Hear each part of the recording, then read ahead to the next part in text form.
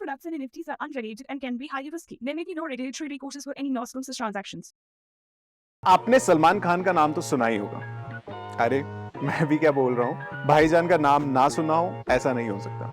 अब जैसे सलमान भाई कितनी ही कंट्रोवर्सी में रहे हों, लेकिन फिर भी वो लाखों भारतीयों के दिलों पर राज करते हैं, वैसे ही हमारी क्रिप्टो इंडस्ट्री में भी एक सलमान भाई हैं, रिपल XRP। ये टोकन इतना कंट्रोवर्सी में रहा है, लेकिन फिर भी कई क्रिप्टो एंथुसियास्ट का मोस्ट प्रेफर्ड कॉइन में से एक है। तो आज हम इसी कॉइन की पूरी जन्म कुंडली देखेंगे और जानेंगे कि क्या कंट्रोवर्सी हो रखी है इस टोकन से रिलेटेड और क्या ग्रोथ रही है इस टोकन की पिछले कुछ सालों में। लेकिन हाँ, उससे पहले आपको करना होगा इस वीडियो को लाइक, चैनल को सब्सक्राइब और जब इतना काम कर ही दिया है तो उस बेल आइकन को प्रेस कर देना, ताकि नेक्स्ट टाइम जब भी न्यू वीडियो आए आपको सबसे पहले पता चल जाए।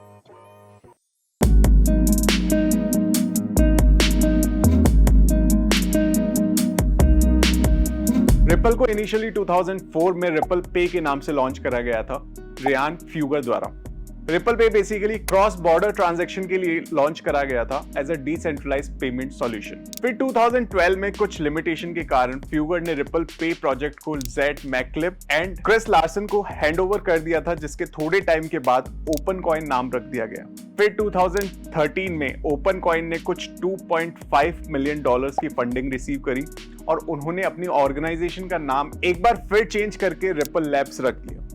उस टाइम पीरियड में रिपल लैब की बढ़ती पॉपुलैरिटी की वजह से XRP टोकन कम टाइम के अंदर ही सेकंड लार्जेस्ट क्रिप्टो करेंसी बन गया। अगर बात करें XRP टोकन की वर्किंग मैकेनिज्म की, तो XRP टोकन सभी क्रिप्टो करेंसी से थोड़ा अलग है, क्योंकि ना तो ये प्रूफ ऑफ वर्क पर काम करता है और ना ही proof of stake consensus mechanism पर। XRP टोकन काम करता है रिपल प्रोटोकॉल कंसेंसस एल्गोरिथम पर। इस कंसेंसस मैकेनिज्म में होता क्या है कि वो कोई भी ट्रांजैक्शन को एक नेटवर्क ऑफ 150 प्लस वैलिडेटर्स या फिर सर्वर, जिन्हें रिपल की यूनिक नोड लिस्ट में शामिल करा जा सकता है, द्वारा वेरीफाई किया जाता है। अब यहाँ हम आपको बता दें कि जो यूनिक नोड लिस्ट होती है उसमें सिर्फ 35 वैलिडेटर्स ही हो सकते हैं, जिसमें 6 वैलिडेटर्स तो रिपल के खुद के होते हैं।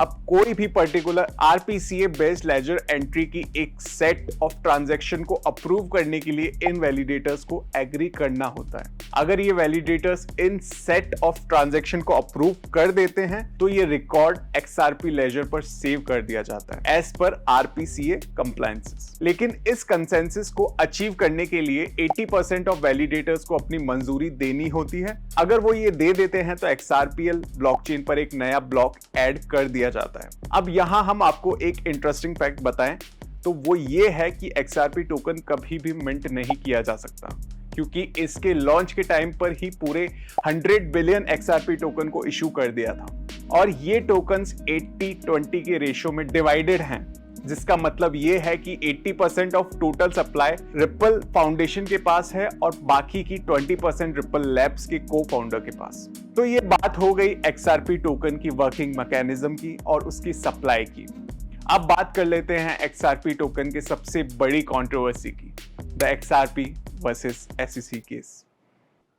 इस कंट्रोवर्सी की शुरुआत होती है 2020 में, जब यूएस के securities and exchange commission Ripple labs और उस ऑर्गेनाइजेशन के CEO and co founder Chris Larsen and Brad Garlinghouse के खिलाफ केस दर्ज करती है, ये दावा करते हुए कि उनके द्वारा बेचे गए XRP टोकन एक अनरजिस्टर्ड सिक्योरिटी है। अब यूएस के एक एसेट को सिक्योरिटी या फिर ट्रेडेड फाइनेंशियल इंस्ट्रूमेंट तब माना जाता है अगर वो एसेट कोई कॉर्पोरेशन या ऐसी कोई एंटिटी जिसकी कोई यूटिलिटी हो उसके साथ कुछ रिलेशन शो करे। अब यही सब पॉइंट को हाईलाइट करते हुए SEC ने ये केस दर्ज कर दिया था। अगर आपको इस केस की पूरी ईयर टू डेट टाइमलाइन जाननी है तो आप कमेंट सेक्शन में हमें बता सकते हैं, हम उस पर भी जल्द एक वीडियो बना देंगे।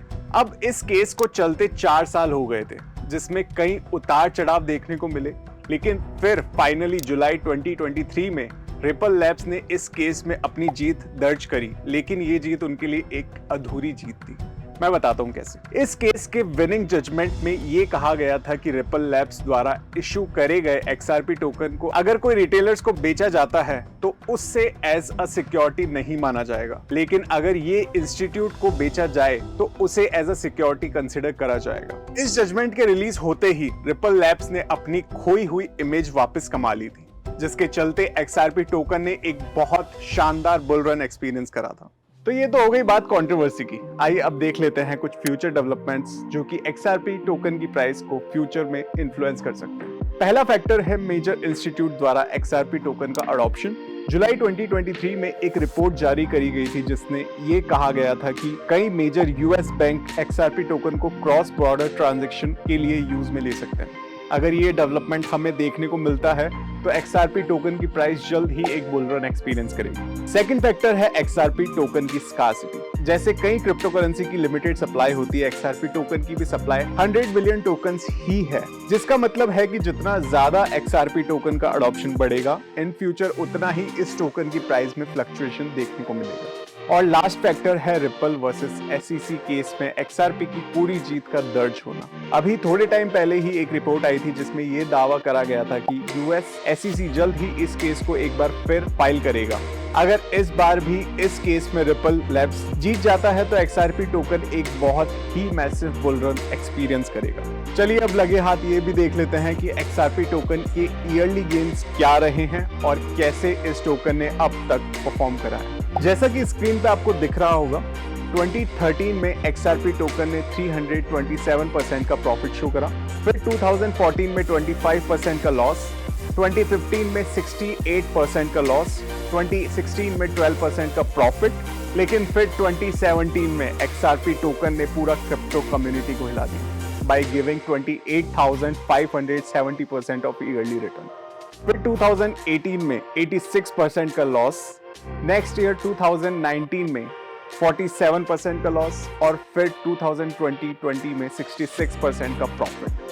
And continuing it's bull run, 2021 में XRP टोकन ने 175% का लॉस दिखाया और 2022 में एक बियर रन एक्सपीरियंस करते हुए XRP टोकन ने 60% का लॉस शो किया।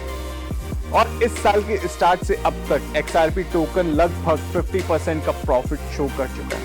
Now talking about the year to date gains और loss percentage of XRP token, तो इस टोकन ने पूरा 8,950% का प्रॉफिट दिखाया है, जिसका मतलब ये है कि अगर आपने 2013 में XRP टोकन में 2,000 रुपए डाले होते तो वो पैसा आज 1,80,000 तक हो जाता।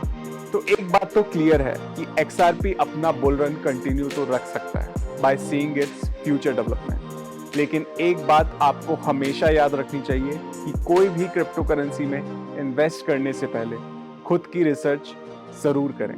इस वीडियो के लिए बस इतना ही। जल्द मिलते हैं एक और नए कॉइन के फंडामेंटल एनालिसिस के साथ। Till then, this was Harshit Dhiman signing off. Thank you.